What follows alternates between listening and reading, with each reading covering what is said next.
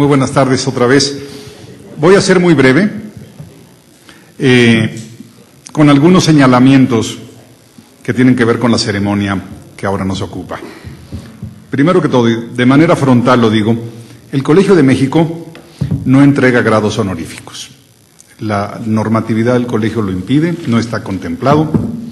Sin embargo, en los años pasados hemos entregado a algunos destacados académicos de México y del extranjero réplicas de la escultura que está a la entrada de nuestro edificio, la semina motum, la semilla que inicia el movimiento.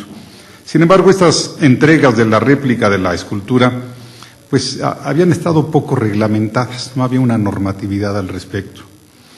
Y ahora, con motivo de los 70 años que cumplimos mañana, el Colegio de México instituyó 2 premios, uno Alfonso Reyes para las humanidades y otro el Cosío Villegas, Daniel Cosío Villegas para las ciencias sociales. Se entregarán uno cada 2 años.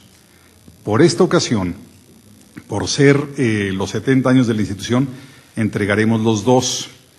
He de decir que los premios están financiados por el Fondo Patrimonial en beneficio del Colegio de México. Y también he de decir que ambos premios están debidamente reglamentados.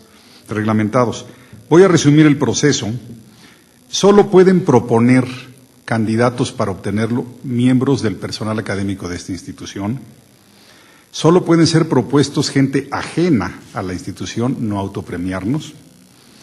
El jurado está compuesto por un miembro electo de cada centro, de cada uno de los 7 centros de la institución. Este proceso tuvo lugar hace unos 2 o 3 meses, por aquí debo tener. En junio fue cuando se hizo el proceso. Puedo decirles que el premio Cosío Villegas lo obtuvo Mario Molina, dará su conferencia magistral en unas semanas y recibirá el premio ese día. Voy a leer los nombres de los propuestos por la comunidad del Colegio de México para que vean ustedes. No voy a dar, obviamente, números de votos obtenidos, pero voy a mencionar los que fueron propuestos para que vean ustedes la calidad, ¿sí?, del premio que acaba de obtener el doctor Villoro. Estaba José Manuel Blecua, Javier Cercas, Noam Chomsky, John Elliot, Tulio Halperin Dongui, Eric Hobsbawm, Alfredo López Austin, Carlos Monsiváis, José Emilio Pacheco, Tomás Segovia, Jorge Semprún, Mario Vargas Llosa y Luis Villoro, leídos en orden alfabético. En una primera ronda quedaron solo 2 candidatos y de esos 2 candidatos se hizo una nueva elección. Luis Villoro obtuvo 7 de los 9 votos. Así que un premio más legitimado que el que obtuvo el doctor Villoro no lo puede haber.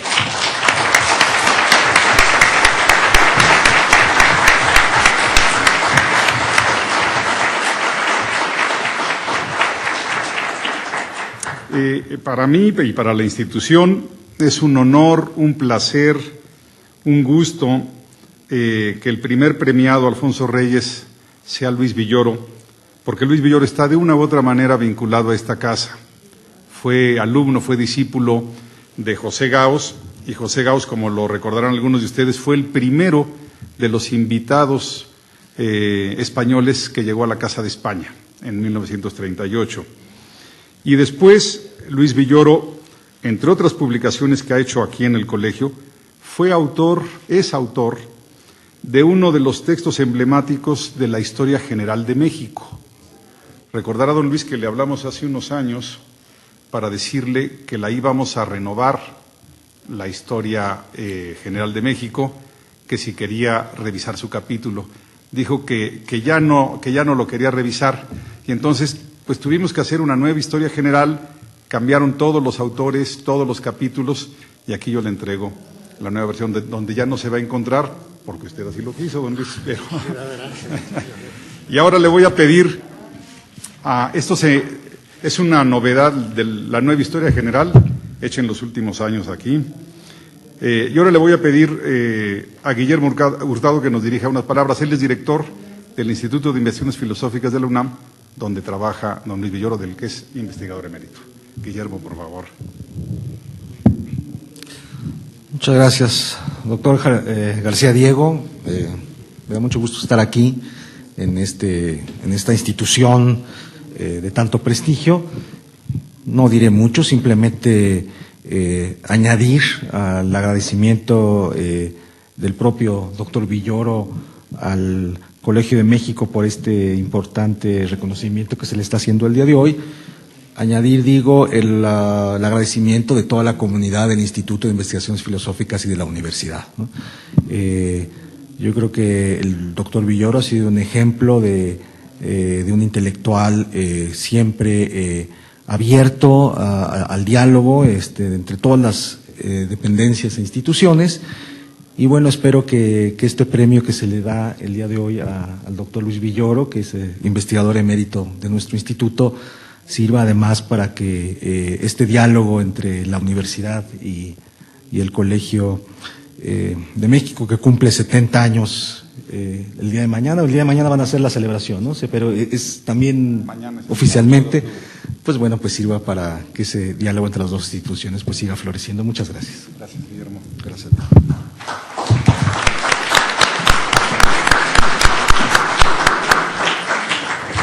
Y ahora el doctor Ariel Rodríguez Curi hará una breve presentación de don Luis Villoro.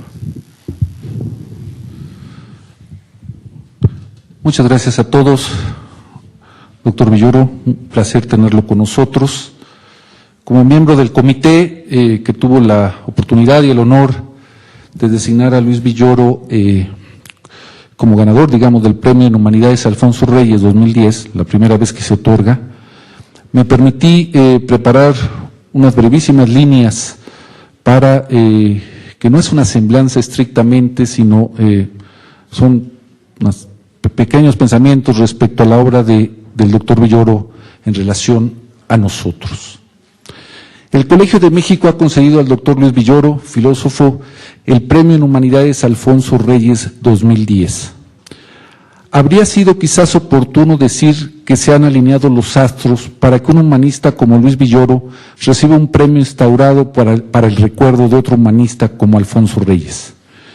Pero no es la astrología, sino la gratitud intelectual y una especie de pulsión de justicia lo que ha llevado a la comunidad del Colegio de México, con el apoyo inestimable de su patronato, a celebrar la obra del maestro Villoro. Como se sabe, Alfonso Reyes es una de las figuras esenciales en la historia de la literatura en lengua española y figura central también en la historia del Colegio de México. Es absolutamente cierto, y como se ha dicho ya, que el nombre de Alfonso Reyes evoca no a un escritor, sino a una literatura. Su obra es menos el mapa temático de una época y más la definición de un universo de sensibilidades en proceso permanente de expansión y reconfiguración. Con frecuencia, una reconfiguración inicia un nuevo entrecruzamiento. No soy yo ciertamente quien pueda decirlo de la mejor manera, pero en Luis Villoro, la filosofía y la historia, esas disciplinas que han sido y siguen siendo hermanas enemigas y que como tales pueden combatirse mutuamente con ferocidad inusitada, de manera especial en aquellas culturas como la nuestra, desconfiadas a veces del pensamiento abstracto, se han cruzado una y otra vez para formar un mapa intelectual fluctuante, vivo e inacabado. Es una suerte de ilusión óptica suponer que, cronológicamente hablando, las obras históricas de Luis Villoro anteceden su producción estrictamente filosófica. Es verdad, no obstante, que los grandes momentos del indigenismo en México, publicado por primera vez por el Colegio de México en 1950, y el proceso ideológico de la Revolución de Independencia de 1953, parecen respaldar la antecedencia del historiador sobre el filósofo. Sin embargo, no puede decirse que estos textos no tengan la cicatriz de Ulises del filósofo. De hecho, uno estaría tentado, al menos yo, a decir que la propuesta y el modo del proceso ideológico es uno de los grandes ejercicios dialécticos en la historiografía de tema mexicano. Hay más. Los temas capitales de los grandes momentos del indigenismo no desaparecerán como preocupaciones intelectuales propiamente dichas en la obra de Luis Villoro, permanecerán latentes y resurgirán vigorosamente tanto en la agenda pública mexicana como en la reflexión de nuestro filósofo. Reflexión política de nuestro filósofo. En la década de 1990, y como resultado casi obligado del movimiento neozapatista, habrá un nuevo temario de discusión en México en relación a la cuestión indígena. El libro de Luis Villoro no podría ser solo un antecedente remoto, sino la expresión de muy largo aliento temporal de una perplejidad histórica y filosófica. El proceso ideológico de la Revolución de Independencia plantea un movimiento similar en el pensamiento de Villoro. ¿Cuáles son las condiciones sociales y cuál es la dinámica del cambio político en México? El tema del libro es la crisis de independencia, pero las preguntas son, en cierta forma, transhistóricas. Por eso, la meditación sobre el cambio democrático en México, de manera especial después de 1968, es una preocupación intelectual y política que no desaparece casi nunca de su obra y tal vez tampoco de su vida. Luis Villoro participó en la fundación del Comité Nacional de Auscultación y Organización, una forma nueva y en su momento prometedora de organización política surgida a principios de la década de 1970, y en donde en su momento concurrieron también, al lado de otros intelectuales, profesionistas y trabajadores, Octavio Paz y, sobre todo, Heberto Castillo. Pero hoy el Colegio de México entrega el premio Alfonso Reyes en Humanidades. Con esto quiero advertir que no es solo, faltaba más, Luis Villoro, el historiador, quien nos visita y a quien escucharemos enseguida. Está con nosotros un filósofo de cepa, alumno de José Gauss, veterano del Grupo Hiperión, pero que sobre todo es el autor de una obra que conceptual y técnicamente representa un momento culminante en la filosofía mexicana contemporánea. Sigue pendiente y seguramente está en marcha el restablecimiento narrativo del fascinante proceso según el cual toda la potencia filosófica de Luis Villoro se realizó y concretó en una serie de estudios que han buscado al mismo tiempo poner en contacto y luego conciliar, empresa tremenda, ciertos problemas universales de la filosofía con la singularidad mexicana, si ésta existe. Es justo en medio de esa enorme tensión intelectual, en ese desgarramiento y en esa desmesura filosófica, política y cultural, que el Colegio de México reconoce, con Alfonso Reyes mirando por arriba de nuestros hombros, la figura inacabada y prometeica del humanista Luis Villoro. Muchas gracias.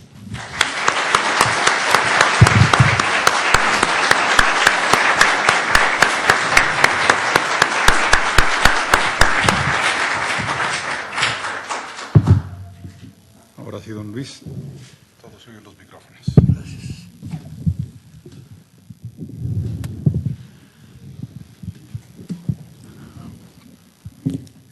¿Qué pudiera decir? Estoy tan emocionado que no sé ya qué decir.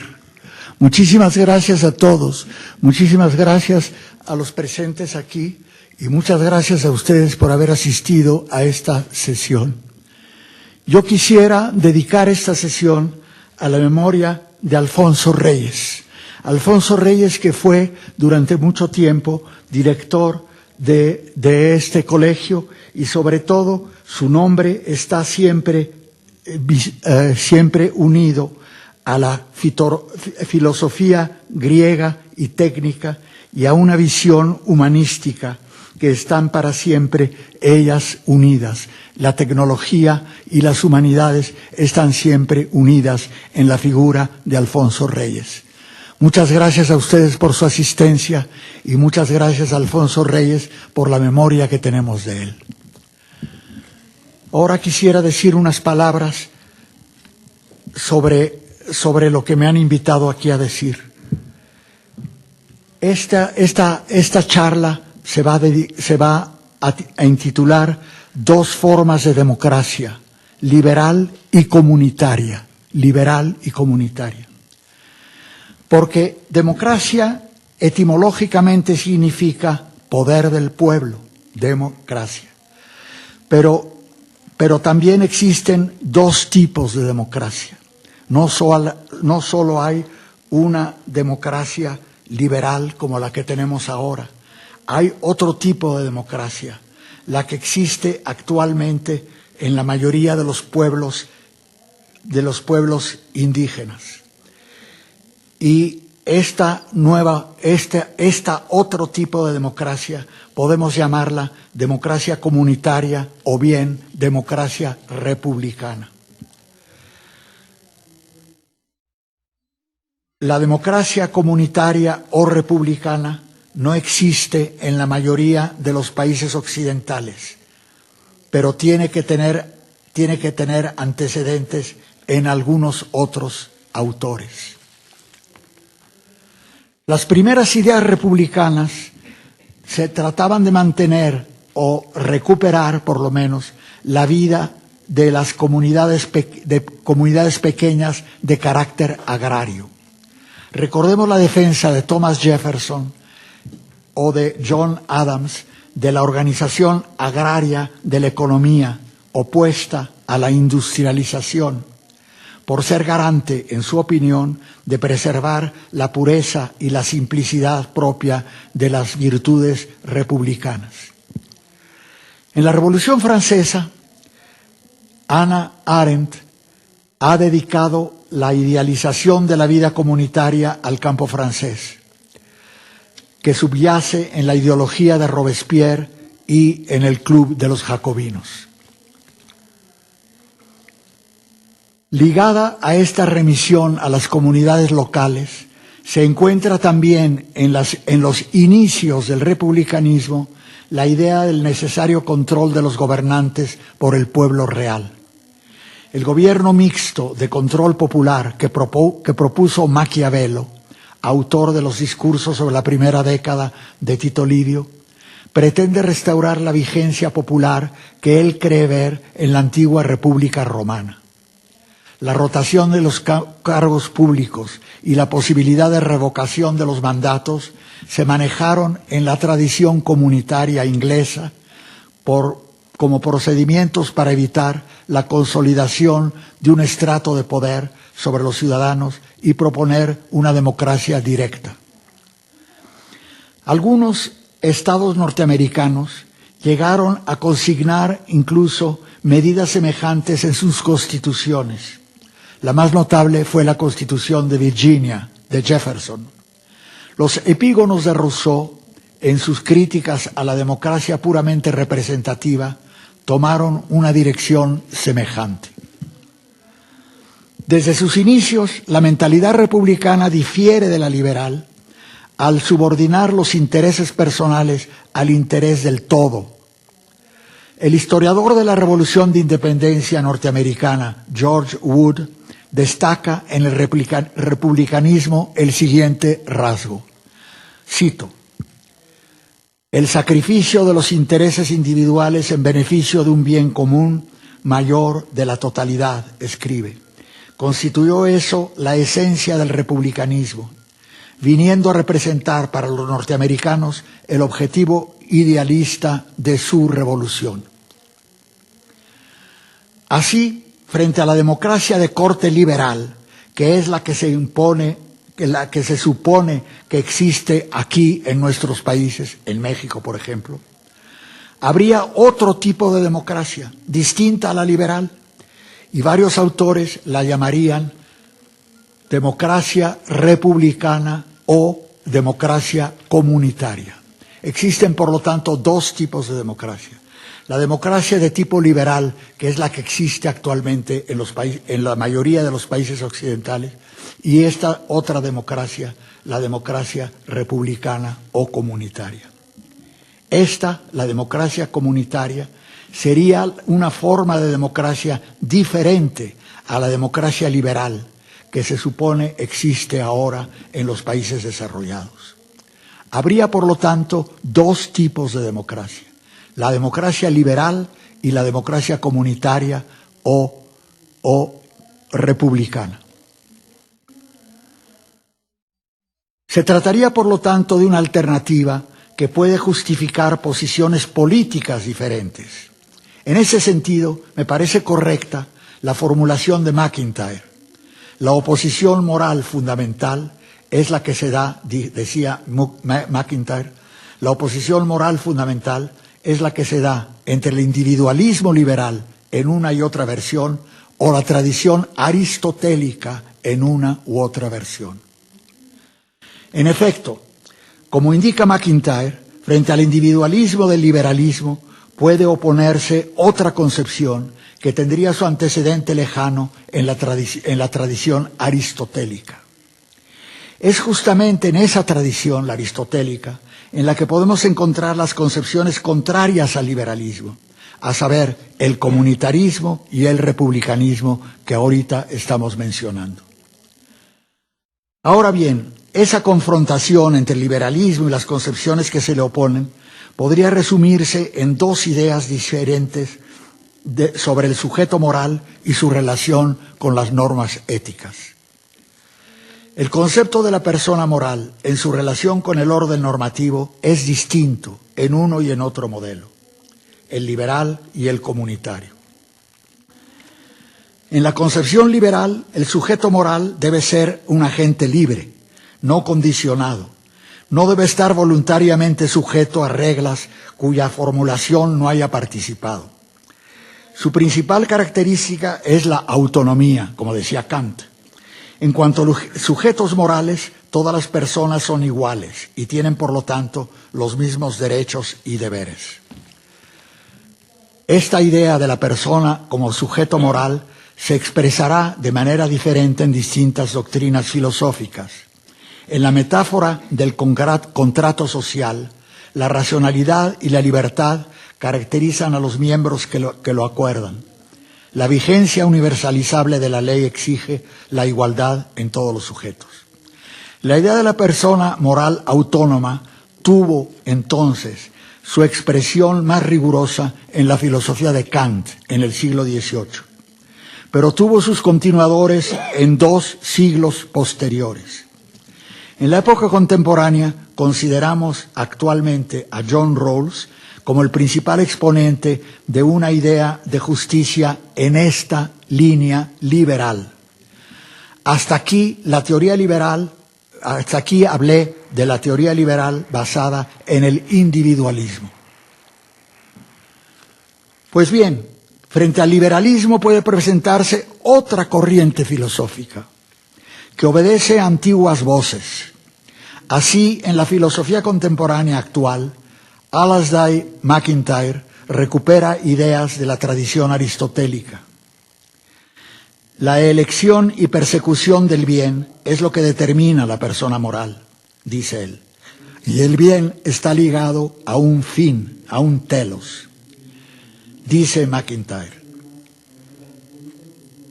Llamar a X bueno, es decir, que es la clase de X que escogería cualquiera que necesitara ese X para el propósito que busca característicamente en todo X. Es el concepto de la vida humana completa, concebida como una unidad, el que presenta identidad y sentido a la persona en cuanto sujeto capaz de ejercer virtudes. Pero el hombre no es un ente social, y su fin no puede separarse de los papeles que desempeña en su comunidad. Lo que sea bueno para mí debe ser bueno para quien habite esos papeles. Como tal, heredo mi pasado de mi familia, de mi ciudad, de mi tribu, de mi nación, una variedad de deberes, herencias, expectativas correctas y obligaciones correctas. Esas constituyen los datos previos de mi vida, mi punto de vista moral, confieren, en parte, a mi propia particularidad social y moral. Hasta aquí las citas de MacIntyre.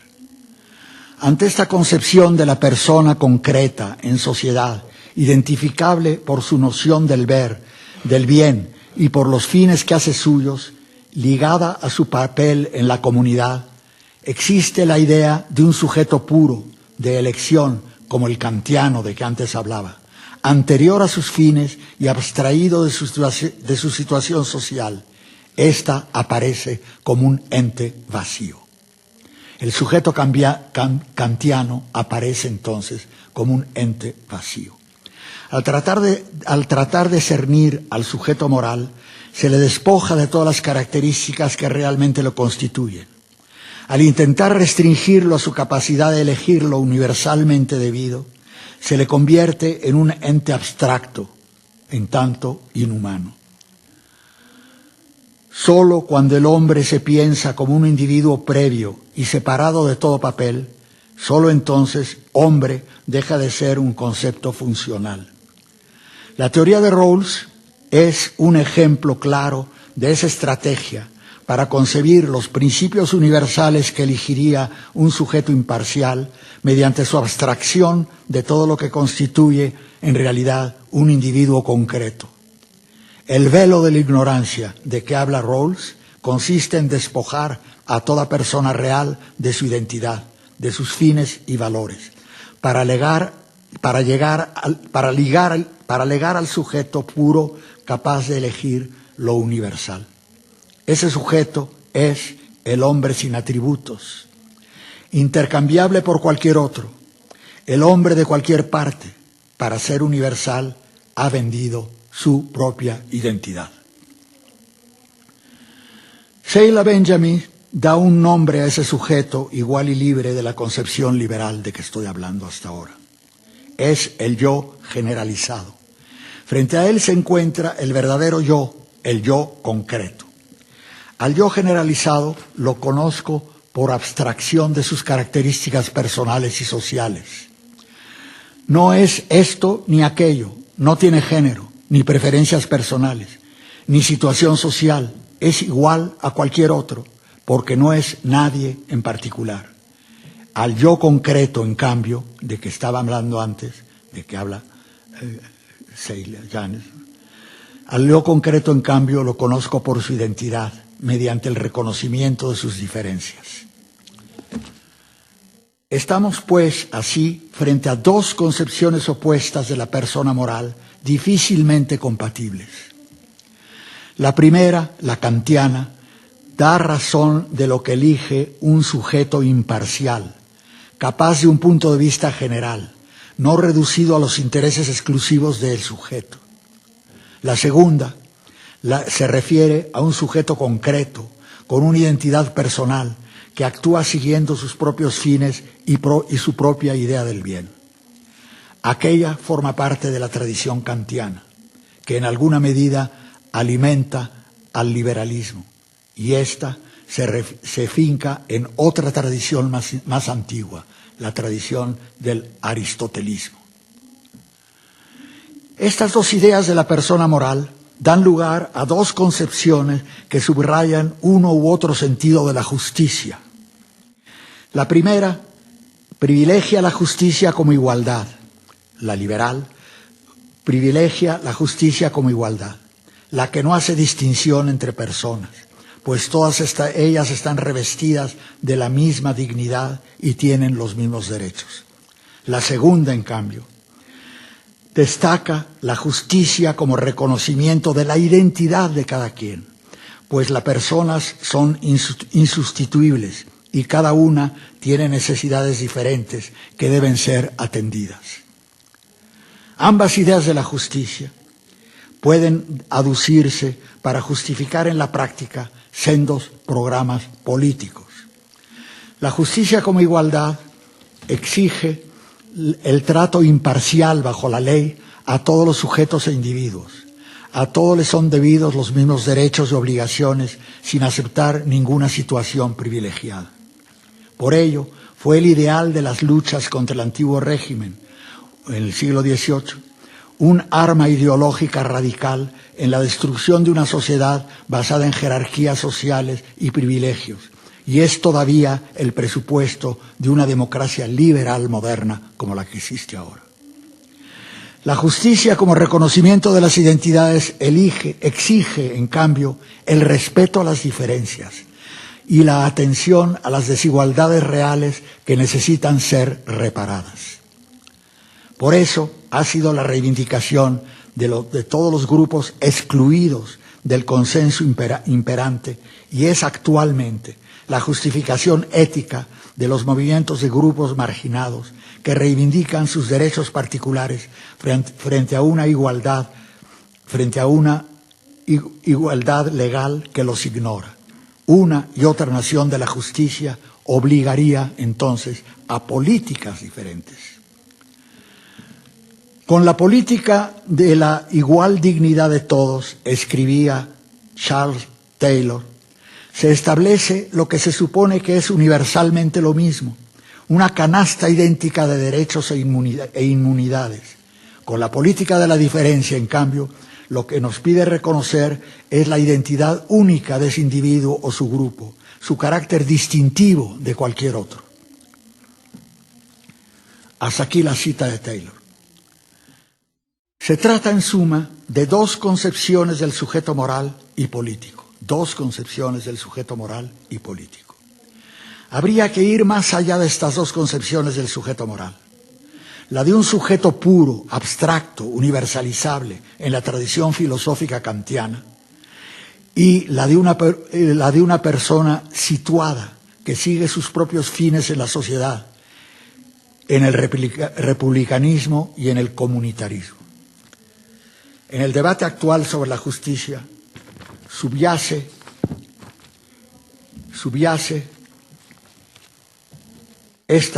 una forma de oposición entre estas dos concepciones sobre la manera en que los individuos pertenecen al todo social. Subrayemos las diferencias entre ambas concepciones. En la concepción liberal, que estuve antes exponiendo, en sus variadas versiones, la concepción liberal en sus variadas versiones puede caracterizarse por las siguientes notas. La concepción liberal. Primera, la persona individual es el único agente moral. En realidad, solo él existe como sujeto independiente. Segunda nota, la sociedad se explica por los individuos. Se conciben estos previos a la sociedad en el estado de naturaleza. Por sus acciones recíprocas originan la sociedad y por un convenio libre originan al Estado. La libertad individual se pone límites a sí misma por el convenio que crea la situación política. Es el convenio de constitución universal que existe en el liberalismo. Tercera nota. Si el individuo es el origen de la sociedad política, también es su fin. La sociedad es un medio para la realización de la persona. Por ello, ningún fin colectivo puede sobreponerse a la libertad del individuo. Cuarta nota. La sociedad política cumple ese fin al garantizar los derechos básicos, condición de la libertad. Solo estos son inviolables en la sociedad. Quinta nota. El espacio público ofrece un ámbito para la actuación de las libertades individuales. Es, por lo tanto, el lugar de la competencia entre individuos y grupos de personas. En la sociedad liberal existe solo la competencia entre grupos y personas. Sexta nota. La competencia debe darse en el marco de la tolerancia, sin duda, y el respeto a los derechos básicos, lo que permite la cooperación en el mundo, en el beneficio mutuo. En estas 6 notas, que incluyen la cooperación, desde luego, como vemos, en estas 6 notas pueden subrayarse las diferencias entre la concepción comunitaria y la concepción liberal. Veamos ahora las diferencias entre estas dos concepciones. En la concepción liberal, en sus variantes versiones, puede caracterizarse por las personas... Ah, no, eso ya lo leí. Perdón, ya lo leí. Ahora voy a leer lo demás. En las concepciones comunitaristas, en sus distintas versiones, en cambio, presentarían notas contrarias a las anteriores. Primera nota. En un exceso de concisión podríamos resumirlas en estas siguientes notas. Primero, en la concepción comunitarista o republicana, la sociedad preexiste al individuo. El individuo nace y transcurre en el marco de un horizonte social que lo antecede. La persona moral lo presupone. Hay un sujeto colectivo, histórico, al que pertenece el individuo. Es la primera nota. Segunda nota, distinta también a la nota de la concepción liberal. Segunda nota, la sociedad explica características del individuo. Este no puede concebirse previo a la sociedad. Por lo tanto, la sociedad no surge de un contrato, como pensaban los anteriores. No surge de un contrato entre individuos. Un contrato tácito, previo, precede a toda persona individual. Tercera nota. Los fines del individuo se realizan en la comunidad. El fin personal incluye la persecución de un bien común. Por eso, el fin de la comunidad es el bien común en el que se realiza el bien de todas las personas individuales. Ven ustedes que en esas tres notas estoy resumiendo las notas entre la concepción liberal, individualista, y la concepción comunitarista de que estoy hablando ahora. Cuarta nota. Junto a los derechos individuales existen derechos colectivos, condición de la realización, que es una condición para la realización de los bienes, de los bienes comunes.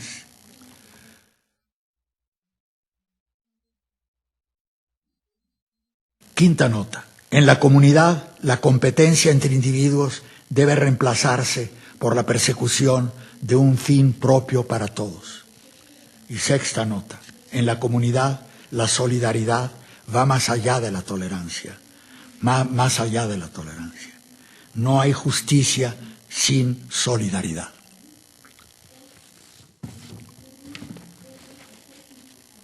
Hay así dos concepciones de la democracia. No solo la concepción liberal a la que estamos acostumbrados. Hay otra concepción de la democracia completamente diferente, con esas notas que acabo de resumir. Porque la concepción de la democracia de tipo liberal no es la única. Hay otra especie de democracia que muchos juzgamos superior, la democracia comunitaria o republicana. La oposición entre estas dos posturas, la liberal y la republicana o comunitaria, no tiene consecuencias teóricas, sino que puede repercutir también en programas políticos. El liberalismo, en filosofía y en política, es una expresión del individualismo moderno. El republicanismo y el comunitarismo, en cambio, expresan el proyecto futuro de una posible comunidad renovada. Una y otra postura teórica tienen consecuencias efectivas en el derecho. En la democracia liberal, expresión del capitalismo moderno, ha causado los males que parece actualmente la humanidad, como declaran tres filósofos occidentales, Jürgen Habermas, David Held y Will Kimlicka. Esos son los defectos que señalan ellos en la democracia liberal que existe actualmente. Son las siguientes, cito: la globalización capitalista ha conducido a Occidente dicen, en una explotación inicua de los trabajadores. Ha conducido a amenazas sobre el medio ambiente natural y a injusticias globales en una sociedad mal estructurada. Ante estos males se suele reaccionar, prosiguen estos tres autores, con el refugio en las tradiciones que conducen a la ignorancia y al fundamentalismo religioso. Su opinión, pienso yo, es correcta en lo que se refiere a los males causados por la modernidad en el capitalismo occidental. Pero ¿lo es también en su remedio? Yo pienso que no. Creo que este es totalmente insuficiente. No bastarían las buenas intenciones, como tal vez piensan los tres autores que mencioné antes, para lograr este nuevo orden basado en los derechos humanos universales, cuyo cumplimiento se ha visto tantas veces conculcado. No sería ingenuo pensar que frente a los males del capitalismo mundial que señalan estos autores, bastaría apelar a los derechos universales del hombre. La vigencia de los derechos universales del hombre apela a la voluntad, ignora en cambio las causas reales, económicas y sociales que imposibilitan la realización de esos derechos en todas las sociedades. Frente a los males del capitalismo, me parece que el único remedio sería caminar hacia un orden diferente y aún opuesto al capitalismo mundial. Porque la hegemonía de la cultura occidental moderna en el capitalismo se ha acompañado de efectos nada deseables, tales como la depredación de la naturaleza por la tecnología, la primacía de una razón instrumental frente a la ciencia teórica, frente a la razón teórica de la ciencia. Y en el orden social y político ha conducido al individualismo egoísta contra la primacía de un bien común. ¿Cuál podría ser entonces la alternativa? Cualquiera que fuere, tendría que ser una que eliminara, o al menos aminorara, los males causados por la cultura pretendidamente universal del capitalismo moderno.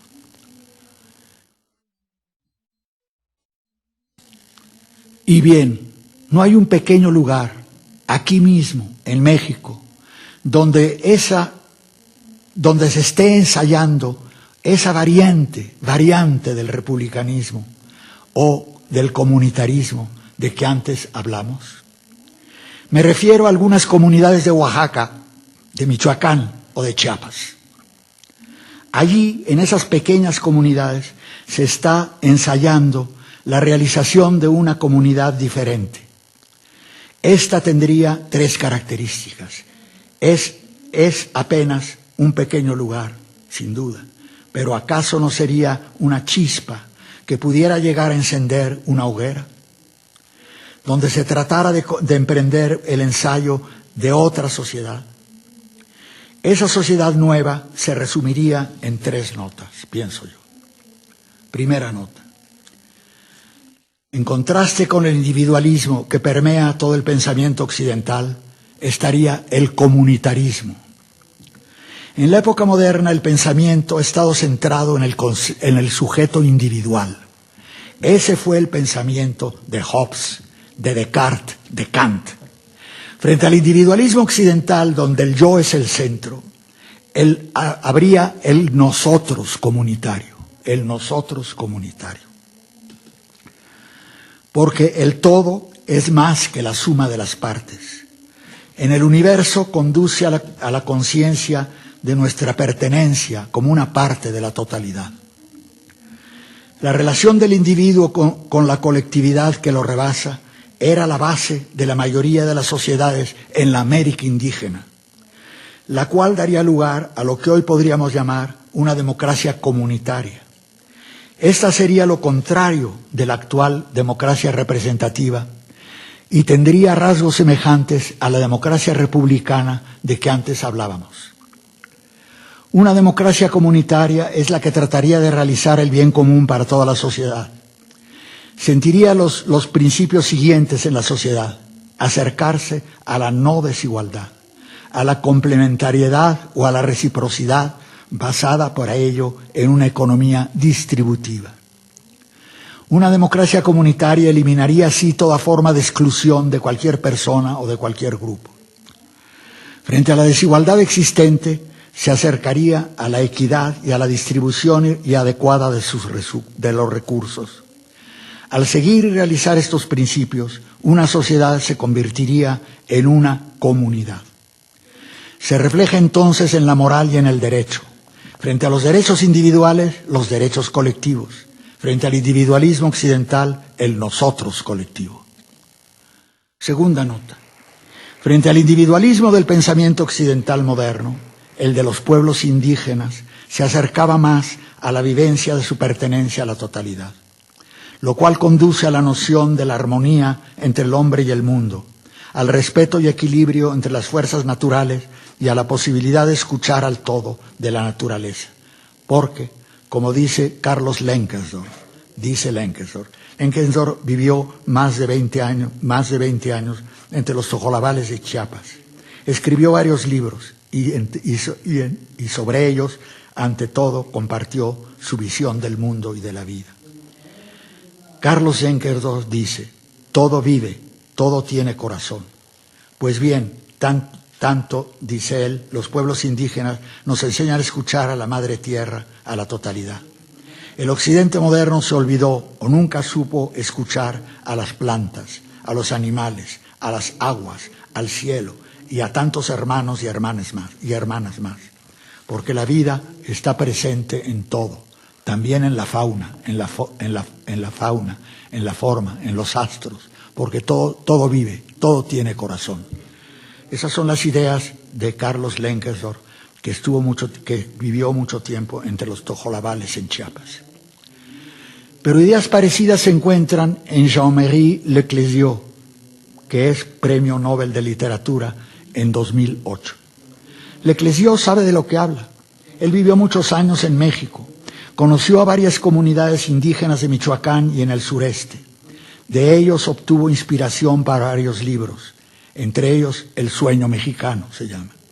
Pues bien, Leclésio creyó percibir en el pensamiento de estos pueblos una oposición entre el mundo individualista y posesivo de Occidente y el comunitario y próximo a las fuerzas divinas en Indoamérica. Porque otro rasgo de esa matriz cultural indígena es la relación con la naturaleza. En sus ritmos vitales son su comunión con lo otro, con el no-yo, opuesto al individualismo occidental. Respeto a todos los seres vivos y en algunos pueblos incluso a los seres inanimados. Contrariamente a la tradición judaico-cristiana, el mundo no ha sido creado solamente en provecho del hombre, sino en provecho de todos los seres vivos. Es exactamente lo contrario al individualismo occidental, basado en el interés personal. En las civilizaciones indígenas, la persona da prioridad a los rasgos que caracterizan a culturas que no están obsesionadas por el afán de dominar a la naturaleza y de organizarse racionalmente, y que por contraste intentaron formas de unidad y armonía con lo otro, con el todo, en el que se manifiesta lo sagrado, aunque ello demeritara el poder de su cultura. Tercer punto. En las sociedades comunitarias esto da lugar a una relación diferente con el poder. Pongamos entonces un ejemplo concreto. En las zonas zapatistas de Chiapas, por ejemplo, se efectúa, de hecho, esta relación frente al poder en las llamadas juntas de buen gobierno, así lo llaman ellos. Estas se conducen conforme a los siguientes principios: participación de todos los miembros de la comunidad en la elección, rotación del mandato, revocabilidad y rendición de cuentas. Estos principios en esas comunidades expresan el lema zapatista del mandar obedeciendo, dicen ellos. Solo la comunidad tiene el mando, no el individuo o los grupos de individuos. De ahí la noción diferente de castigo de quien no cumple con su deber o delinque. Está obligado entonces ese individuo, está obligado a trabajar sin retribución para la comunidad durante cierto tiempo determinado. Solo así se restaura el equilibrio en toda la comunidad. En una comunidad nadie está excluido. Habría en suma dos tipos de democracia. La democracia representativa actual, de la que estuvimos hablando hasta ahora, como la que existe en la mayoría de los países occidentales modernos, y una democracia que podríamos llamar participativa o comunitaria. Democracia comunitaria es la que tienen las comunidades en el ámbito de nuestra América indígena. Empecé diciendo, otra visión del mundo es posible. Ahora terminaré preguntando, frente a la visión de la modernidad occidental, no está aquí, ahora, en pequeño, donde empezaría a ejercerse la posibilidad de otra democracia. Pues aquí, ahora, es donde empieza a abrirse una nueva posibilidad, semejante al republicanismo y opuesta totalmente al liberalismo. No como una utopía. Utopía significa, etimológicamente, no lugar, no como el no lugar, sino como un lugar pequeño, existente realmente en algunas partes de Indoamérica. Ellas han contribuido a la realización aquí y ahora a la verdadera utopía. Muchas gracias.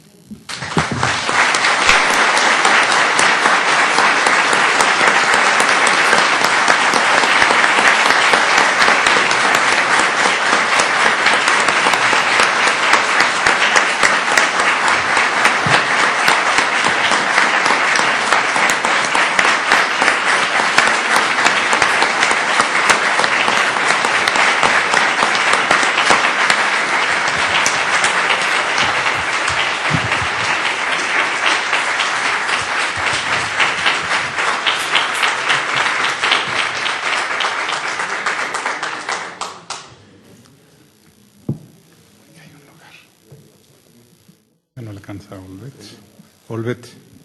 Aquí hay uno, segunda fila. Pues bueno, es evidente que la comunidad del Colegio de México hizo una espléndida elección en otorgarle a don Luis Villoro por su trayectoria, por lo que le ha dado a México, a la intelectualidad mexicana, a esta propia institución, ¿sí?, el premio Alfonso Reyes. Ahora paso a darle, don Luis, esta es una medalla por los 70 años que cumple el colegio, es un pequeño recuerdo, esta mañana debería darse, no hoy, pero en fin, se la adelantamos. Y ahora sí le pido, Lina Grieg, directora del Fondo Patrimonial del Colegio de México, le hará entrega del premio y nosotros como Colegio de México le daremos entrega del diploma.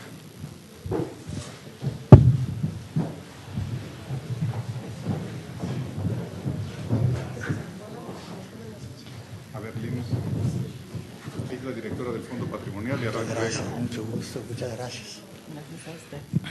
Muchas gracias, doctor Villoro. Nada más presentando el Fondo Patrimonial al que estoy representando. Es una asociación civil que se creó en 1986 con el objetivo de contribuir al crecimiento y desarrollo del Colegio de México. De 2003 a 2008 promovió campañas financieras destinadas a renovar las instalaciones del colegio, una de las cuales fue para la remodelación de esta hermosísima sala en la que nos encontramos. Y en 2009 se decidió que era tiempo de impulsar las funciones sustantivas del colegio, la docencia y la investigación. A partir de esta idea se crea el premio Alfonso Reyes, cuyo objetivo es reconocer la trayectoria de destacados humanistas. Y gracias a la generosidad de nuestros donantes nos es posible entregar este premio al doctor Luis Villoro por su gran trayectoria.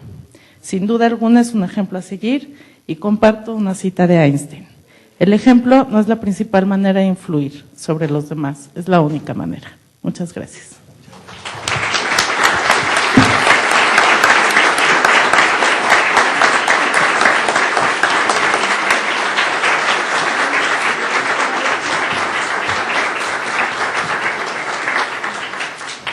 Por parte del Colegio de México, el diploma que dice: el Colegio de México otorga el premio Alfonso Reyes al doctor Luis Villoro en reconocimiento a sus aportaciones al conocimiento y a la difusión de las humanidades y las ciencias sociales.